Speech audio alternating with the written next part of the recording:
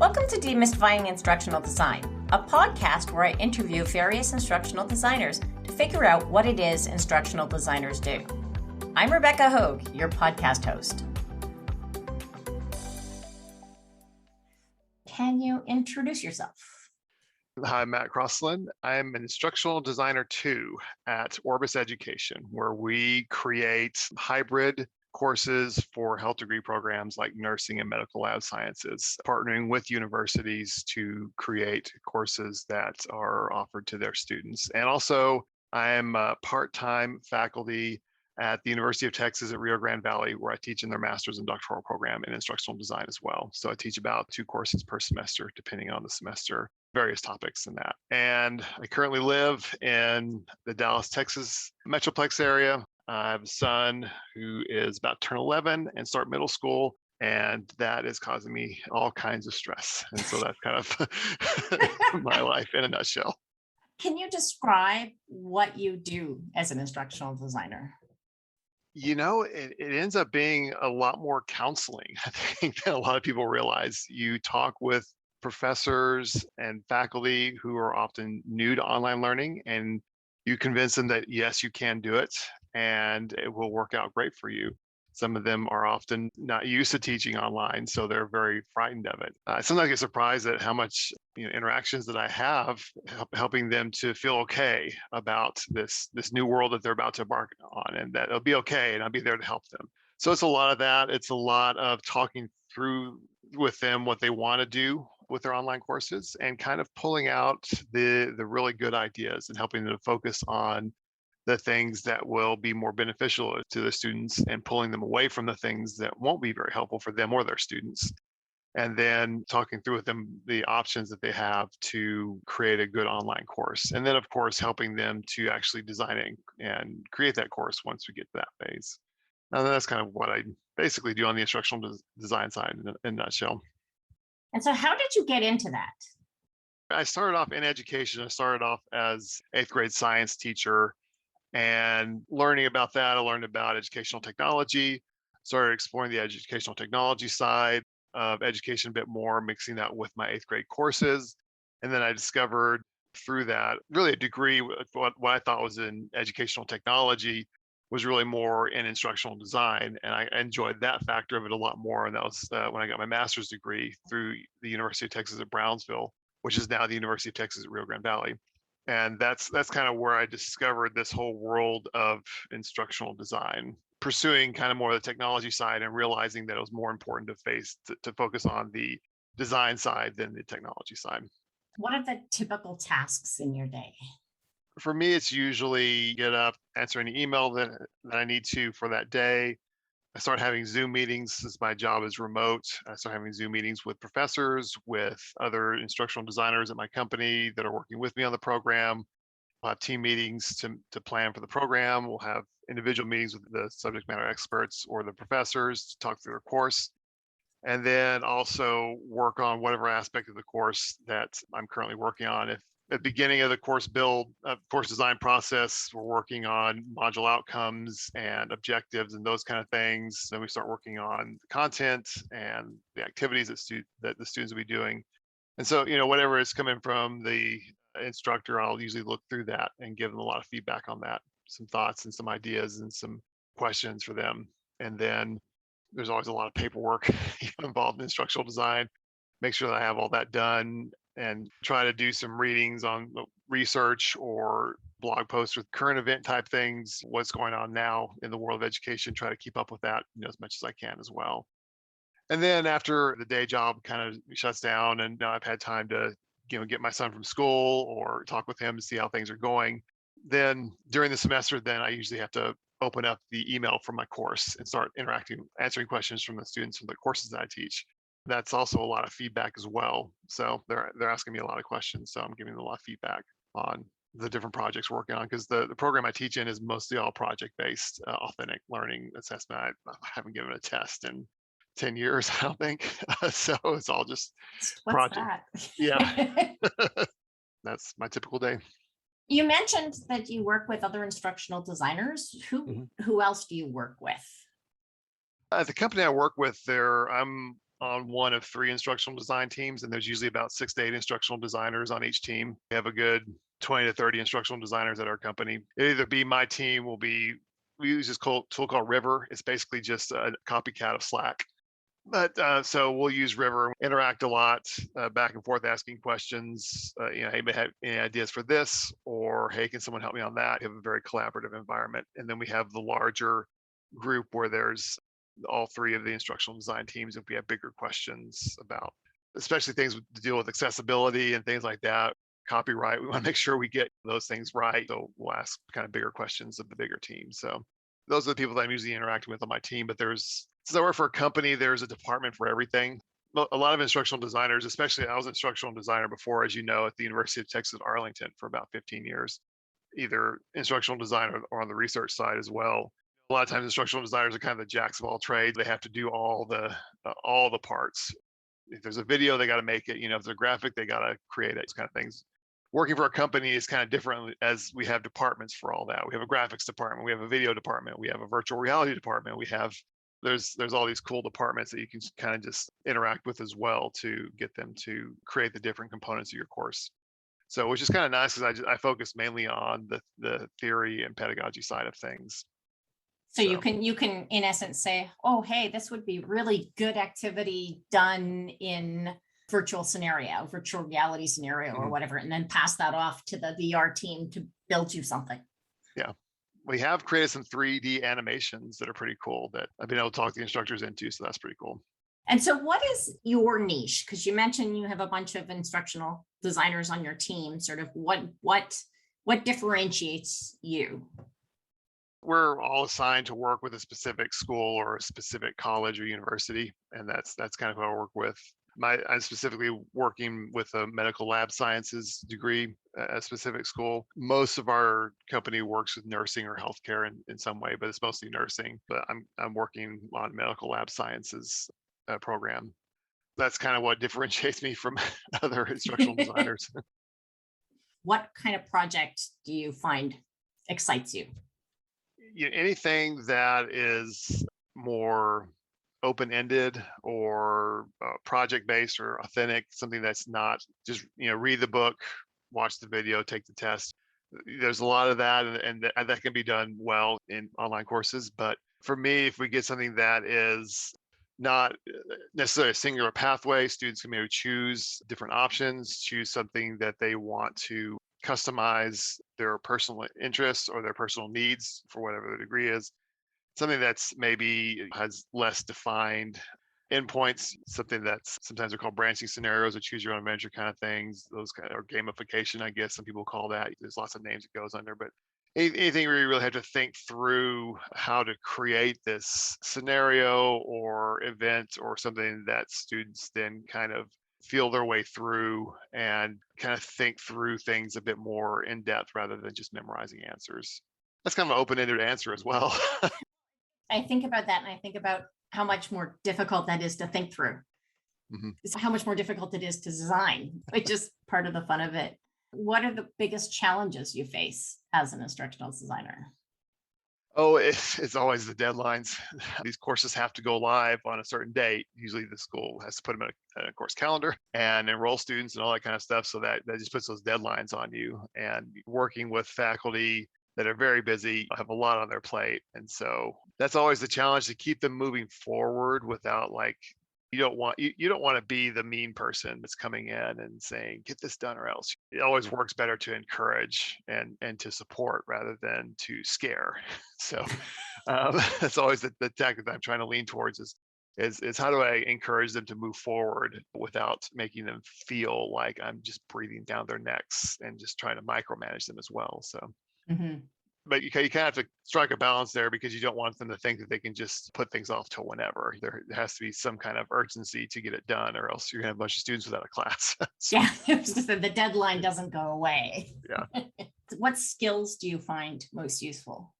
Really, the ability to think through sometimes kind of a half-formed or ill-structured idea and then take that to a actual activity that students can do. Faculty and staff will have these often ideas of what they want students to do, but then how to get that to an online activity that students can then complete, especially when we do online labs and things like that.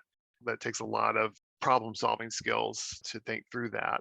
But it has to be not just on the design side, also does have to be on the technical side as well. You have to be able to think through different technology solutions, because even though you think about the pedagogy first, you still have to have that technology piece that actually works and doesn't like drive students just up the wall trying to figure out how to use it. Or that even worse, in our world, there's these proctoring solutions and Turnitin and things like that that offer very easy solutions for giving tests, but then there's all these problems that they've caused with students, not just the stress, but the bias and the discrimination in those tools. So you have to think through the technology as well, in a way that creates this online lesson without driving the students, like I said, up the wall to where they can't figure it out. So the ability to quickly figure out technology things on your own, or at least be able to Google it and figure out how the things work as well. So you'll be able to see it from the student perspective. Very helpful skills. And so what do you wish you knew or learned sooner? All of it? No. it was kind of a long process of trial and error for me to get to instructional design.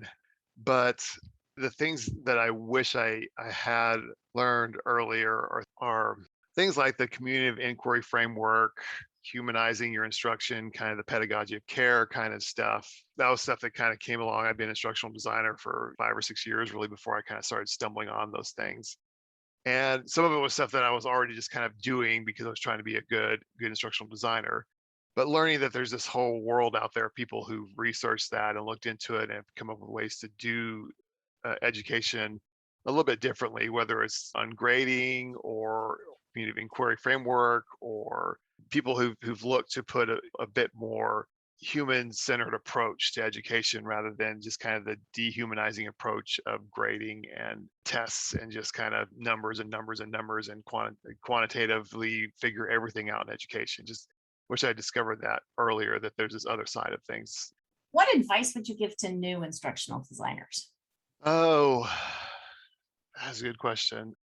I would say that probably one of the more important things you can do is forming your professional network of people that you can go to for help, for answers, for feedback. Hopefully you'll have some of that where you're working, but forming that bigger community, tapping into that bigger community of people can be very, very helpful, especially with uncertain times.